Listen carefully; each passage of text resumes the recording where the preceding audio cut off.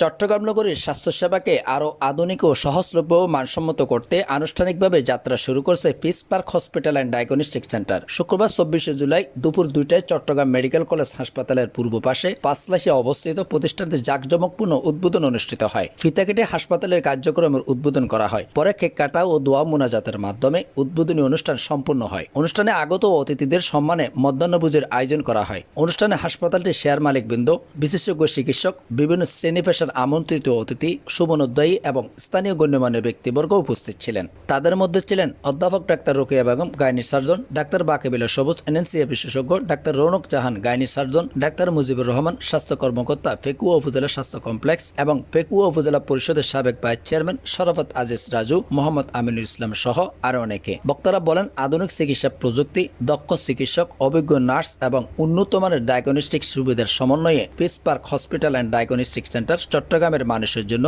নির্ভরযোগ্য ও মানসম্মত স্বাস্থ্যসেবা নিশ্চিত করবে। বিশেষ করে জরুরি চিকিৎসা, বিশেষজ্ঞ চিকিৎসকদের পরামর্শ এবং নির্ভুল রোগ নির্ণয়ের সুবিধা এক ছাদের নিচে প্রদান করা হবে। অনুষ্ঠানে প্রতিষ্ঠানের ব্যবস্থাপনা পরিচালক বলেন, piece park hospital and diagnostic centre শুধু একটি বাণিজ্যিক প্রতিষ্ঠান নয়, এটি একটি মানবিক স্বাস্থ্যসেবার কেন্দ্র হিসেবে কাজ করবে। প্রতি মাসে ১০ থেকে ১৫ জন অসহায় ও দরিদ্র রোগীকে জটিল ও কঠিন রোগের সম্পূর্ণ বিনামূল্যে চিকিৎসা সেবা প্রদান করা হবে। সমাজের সুবিধাবঞ্চিত মানুষের পাশে দাঁড়ানো আমাদের অন্যতম অঙ্গীকার। হাসপাতাল কর্তৃপক্ষ জানান, রোগীবান্ধব পরিবেশ, আধুনিক চিকিৎসা সরঞ্জাম, দক্ষ জনবল এবং সাশ্রয়ী ব্যয়ে মানসম্মত স্বাস্থ্যসেবা নিশ্চিত করাই তাদের মূল লক্ষ্য। ভবিষ্যতে আরও নতুন নতুন বিশেষায়িত বিভাগ চালুর পরিকল্পনার কথাও জানানো হয়। অনুষ্ঠান শেষে দেশ, জাতি ও সর্বস্তরের মানুষের সুস্বাস্থ্য কামনা করে বিশেষ দোয়া ও মোনাজাত অনুষ্ঠিত হয়। পরে অতিথিরা হাসপাতালের বিভিন্ন বিভাগ পরিদর্শন করেন এবং প্রতিষ্ঠানটির সফলতা ও উত্তরোত্তর সমৃদ্ধি কামনা করেন।